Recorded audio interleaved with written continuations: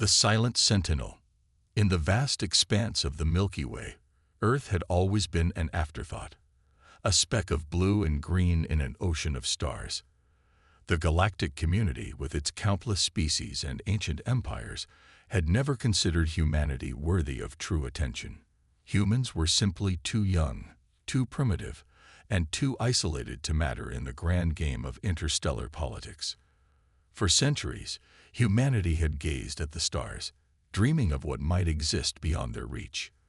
They sent out signals, built better telescopes, and launched probes into the darkness, never knowing that they were being observed, assessed, and ultimately dismissed.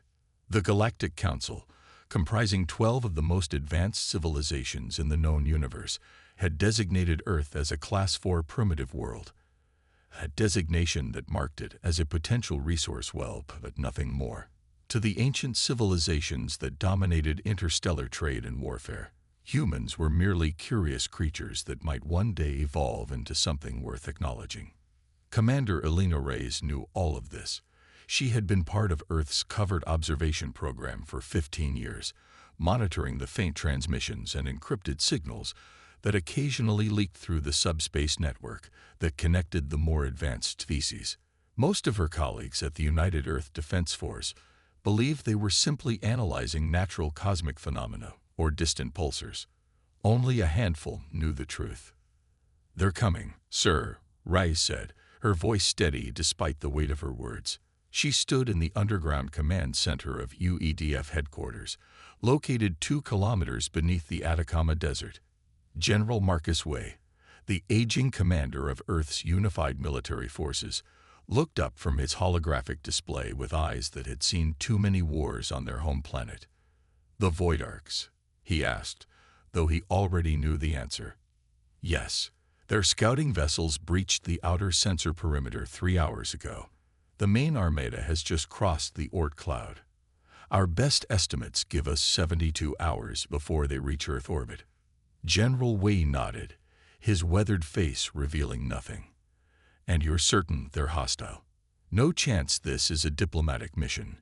Reyes shook her head. "The Void Arch Empire doesn't do diplomacy, sir. According to our intelligence, they've consumed 23 inhabited worlds in the last century. They strip planets of resources and leave them barren. No survivors." "How many ships?" 217 capital ships, each carrying approximately 50 smaller attack vessels. Conservative estimates put their invasion force at over 10 million combat units. The general's expression remained stoic, but his knuckles whitened as he gripped the edge of the holotable.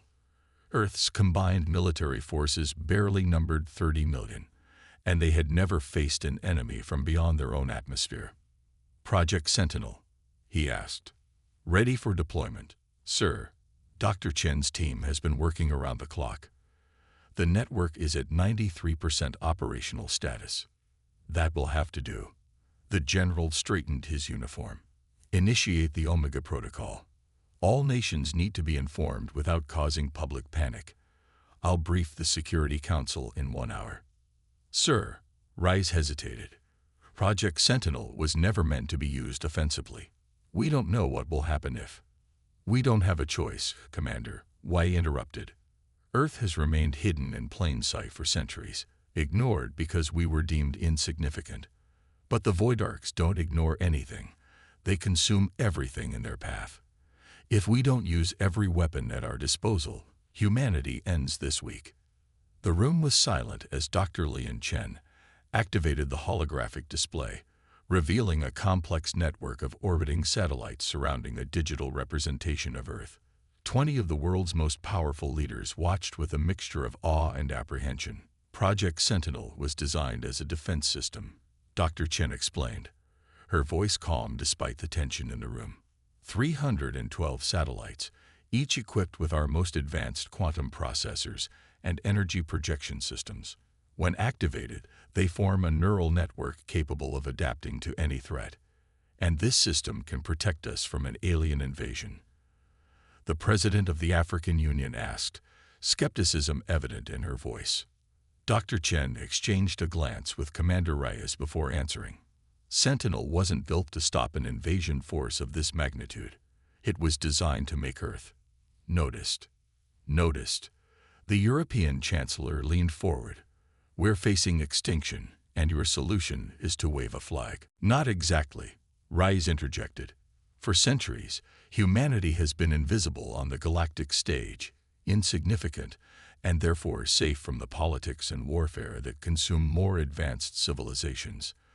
The Void Arcs are the first to view us as a viable target, but they won't be the last. Project Sentinel is our way of announcing our presence to the galaxy at large. You want to tell everyone we're here." The Chinese premier's voice was incredulous. "When we're about to be invaded." General Wei stepped forward. "What Commander Rais is trying to say is that Sentinel has two functions. First, it will broadcast a message, a declaration, to every corner of the galaxy. Second, it will demonstrate that humanity is not as defenseless as they believe." "What kind of demonstration?" the American president asked. Eyes narrowed. Rais took a deep breath. "The kind that will make even the Void Arcs reconsider their invasion." 48 hours later, Commander Rais stood on the observation deck of the UEDS orbital station, watching as the first of the Void Arc scout ships entered Earth's solar system. They were massive constructs of dark metal and pulsing energy, shaped like elongated diamonds with jagged protrusions that somehow reminded her of teeth. "They're scanning us," reported Lieutenant Park from the monitoring station. "Full spectrum analysis. They're mapping defense installations, population centers, resource deposits." "Let them look," Rais replied. "Are our channels open?" "Yes, Commander. We're broadcasting on all frequencies they're likely to monitor." Rais nodded and stepped forward. The message they were about to send had been debated, revised, and finally approved by unanimous consent of the Security Council. It was humanity's first official communication with an alien civilization, and possibly their last. "This is Commander Elena Reyes of the United Earth Defense Force. Your presence in our system has been detected and your intentions assessed. We know what you've done to other worlds, and we know why you're here. For the first and last time, we ask you to depart peacefully." The command center fell silent, waiting. Minutes stretched into an hour with no response. "They're ignoring us," Lieutenant Park finally said. "No," Rise replied, her voice hard. "They're dismissing us. They don't believe we pose any threat." "They're right," General Wei said as he entered the observation deck.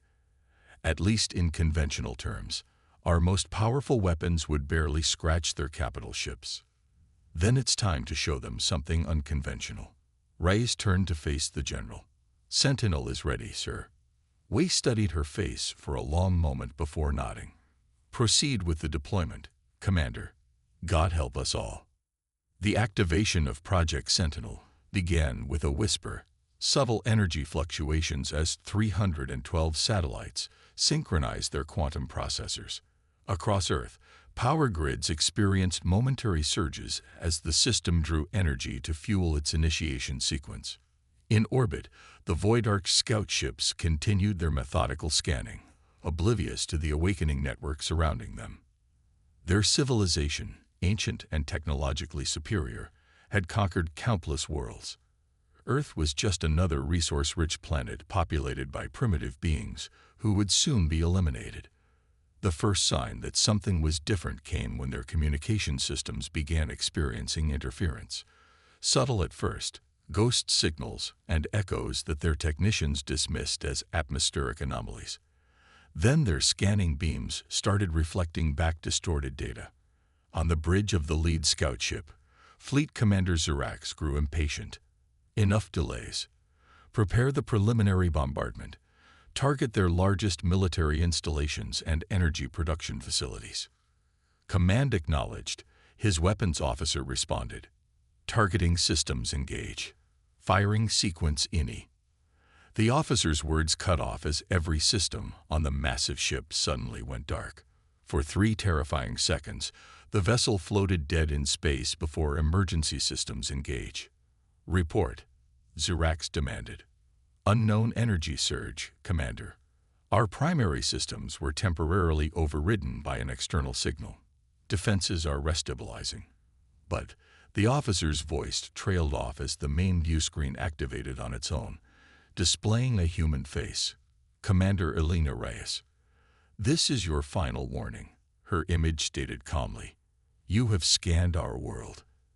You have measured our conventional military capabilities and found them lacking. But you have failed to understand one crucial aspect of humanity. We do not accept extinction." The message continued to play as the Void Art crew worked frantically to regain control of their systems. "For centuries, we have watched the stars and prepared for this moment. You believe us to be alone and defenseless, but Earth does not stand alone. The message we now send does not go just to you, but to every civilization in the galaxy." The viewscreen split, showing images of the Sentinel network activating, thousands of satellites linking together, forming a web of energy that began to pulse with increasing intensity. "To the Void Ark Empire and all who would threaten our existence, know this: Earth will not fall quietly. The price of our destruction will be higher than any empire is willing to pay." As the message concluded, the Sentinel network reached full synchronization. Energy cascaded between the satellites, forming a visible web around the planet. The scout ship's sensors detected an enormous power buildup, unlike anything their civilization had encountered before. On Earth's surface, billions watched the night sky transform as points of light, connected in a luminous network visible even in daylight. For the first time in human history, the entire species held its collective breath, united in the face of annihilation. In the command center, Rice monitored the system's power levels with growing concern. "Dr. Chen, we're exceeding projected energy outputs by 30%. Is the network stable?" The scientist's fingers flew across her console. "Yes, but barely. The quantum resonance is amplifying faster than we anticipated. Once it reaches critical threshold, I can't predict exactly what will happen." "We're committed now," General Wei said quietly. "The demonstration must be convincing, or none of this matters."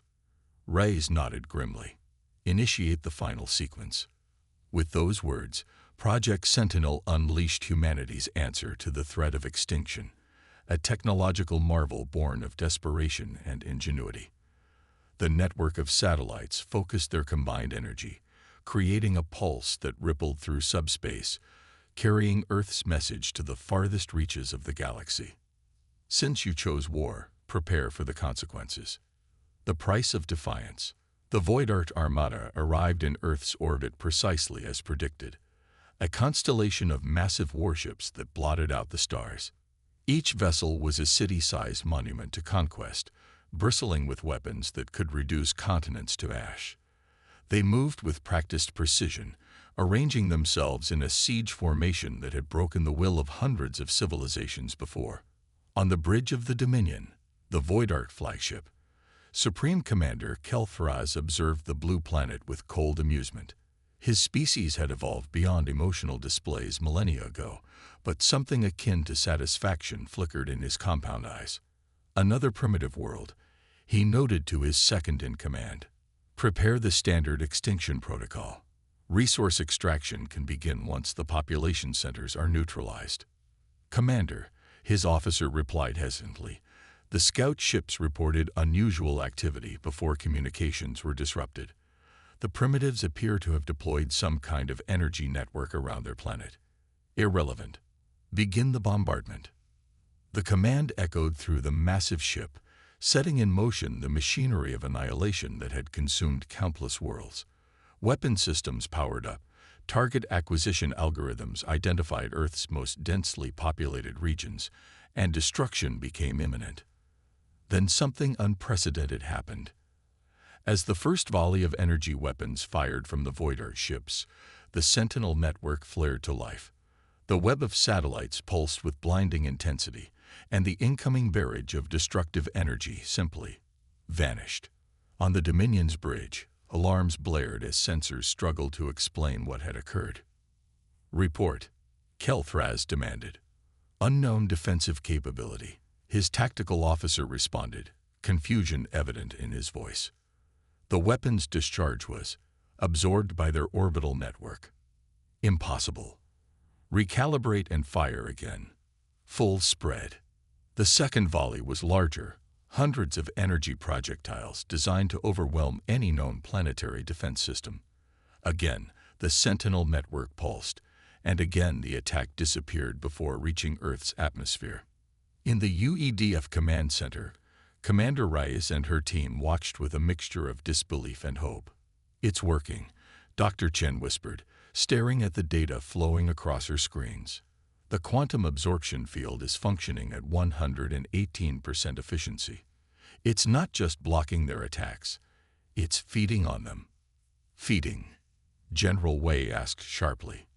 "The network is absorbing the energy from their weapons and incorporating it into the system. Each attack makes Sentinel stronger." Reyes allowed herself a moment of grim satisfaction. "Then let's show them stage 2. On the Dominion, Supreme Commander Kelthraz faced something he had never encountered in centuries of warfare: failure. 3 concentrated bombardments had yielded no results. The primitive planet remained untouched, shielded by technology that shouldn't have been possible for such a young species. "Deploy the carrier vessels," he ordered. "If energy weapons are ineffective, we will use ground forces." Thousands of smaller ships detached from the capital vessels, forming attack wings that descended toward Earth's atmosphere. They moved with predatory grace, anticipating minimal resistance once they bypassed the orbital defense network. They never reached their targets. The Sentinel network, now pulsing with the absorbed energy of the Void Arch's own weapons, shifted into its offensive configuration. Beams of concentrated energy lanced out from multiple satellites simultaneously, striking the smaller vessels with surgical precision. Ships that had terrorized countless worlds were reduced to molecular particles in seconds. "Impossible," Kelthraz hissed, watching as his invasion force was systematically decimated. No primitive species could develop such technology independently. "Commander," his science officer interrupted, "we're detecting a transmission emanating from the planet. It's being broadcast through subspace on all frequencies." "Show me," Kelthraz commanded. The bridge's main view screen activated, displaying Commander Elena Reyes. She stood tall, her military uniform bearing the insignia of a united Earth. "Supreme Commander of the Void Arch Armada," she began, her voice steady. "You have witnessed a small demonstration of Earth's defensive capabilities. What you see is not the full extent of our technology, but merely a warning." Kelthraz's facial appendages twitched with barely contained rage. "Open a response channel," he ordered. "This is Supreme Commander Kelthraz of the Void Arch Dominion. Your resistance is noted but ultimately futile. The technology you display is impressive for your development stage, but our empire has conquered civilizations far more advanced than yours. Surrender now, and we may preserve a small portion of your population for study." Reyes's expression remained impassive. "We are not negotiating terms of surrender, Commander. We are giving you the opportunity to retreat before we are forced to demonstrate the full capabilities of the Sentinel network." "Empty threats from a doomed species," Kelthraz replied. "Your defenses may absorb energy weapons, but they cannot withstand the full might of the Void Arch Armada." The communication ended, and Kelthraz turned to his tactical officer. "Prepare the Void Cascade. Target their orbital network." In the UEDF command center, tension mounted as the Void Arch flagship began to reconfigure, its structure shifting as massive components aligned into a configuration that Earth's observers had never seen before. "Energy readings are off the charts," Lieutenant Park reported, his voice tight with concern. "They're preparing to deploy something significantly more powerful than their initial attacks." Dr. Chen's face paled as she analyzed the incoming data. "The Sentinel network can't absorb that level of energy all at once. If they fire that weapon, our defenses will fail." General Wei looked to Reyes. "Options, Commander." For a moment, Reyes was silent, weighing alternatives that all seemed equally desperate. Then her expression hardened with resolve. "Activate Prometheus Protocol," she ordered. The room fell silent. The Prometheus Protocol was the most closely guarded aspect of Project Sentinel, a theoretical application of the network's capabilities that had never been tested outside of simulations. "Commander," Dr. Chen objected, "Prometheus hasn't been properly calibrated. The risk of cascade failure is—" "I know the risks," Rise interrupted, "but we're out of alternatives. The Void Arcs won't stop, and we can't absorb their next attack. It's time to show them, and the rest of the galaxy, exactly what humanity is capable of." General Wei nodded his approval. "Proceed, Commander." Rise stepped forward, placing her palm on the biometric scanner that would authorize the protocol. "Initiate Prometheus. Full deployment." Throughout the Sentinel network, quantum processors shifted to a new configuration. The energy absorption field collapsed, redirecting power to systems that had remained dormant until this moment. On Earth, power grids worldwide fluctuated as additional energy was drawn into the network. In orbit, the Void Arc vessels detected the change. Sensing vulnerability, Supreme Commander Kelthraz ordered the immediate deployment of the Void Cascade, a weapon that had shattered planetary crusts and collapsed the atmospheres of a dozen worlds. The massive energy discharge erupted from the Dominion, a lance of destructive force that would have annihilated Earth's surface defenses entirely. It never reached its target.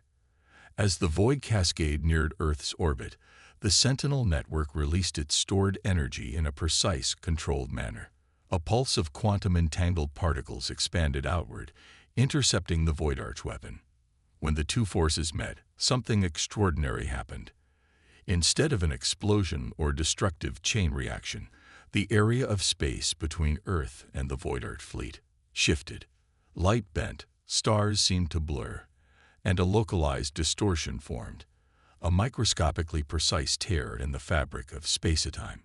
On both sides of the conflict, sensors and instruments went haywire, unable to process what was occurring. In the UEDF command center, Dr. Chen stared at her readings in awe. "It worked," she whispered. "The quantum singularity is stable." Before anyone could respond, the effects of the Prometheus Protocol became visible to the naked eye. The distortion expanded, engulfing the front section of the Void Arch fleet. Massive warships that had brought terror to countless worlds were simply gone. Not destroyed, not damaged. They had been removed from normal spacetime, shifted into a pocket dimension created by the interaction of Earth's technology and the Void Arc's own weapon. Half of the invasion fleet, including the Dominion itself, vanished in an instant.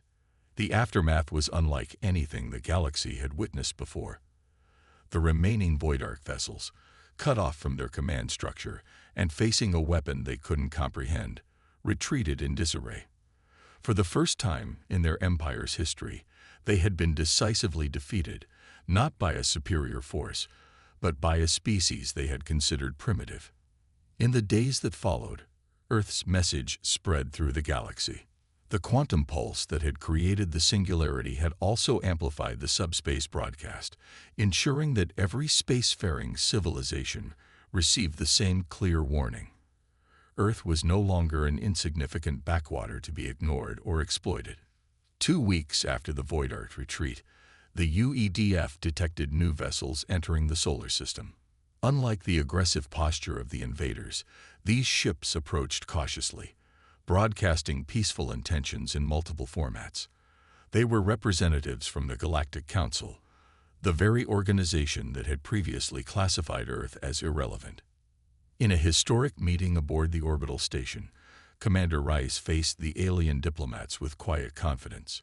The lead representative, a tall, luminous being named Talaction, addressed her with unmistakable respect.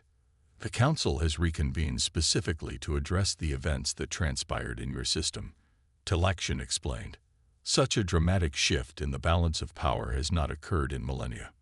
"We didn't seek power," Rise replied evenly. "We sought survival. And achieved much more," Talaction observed. "The Void Arch Empire has terrorized the galaxy for centuries. Many civilizations far more advanced than yours have fallen before them. Yet you not only repelled their attack, but demonstrated technology that even the Council's eldest members find remarkable.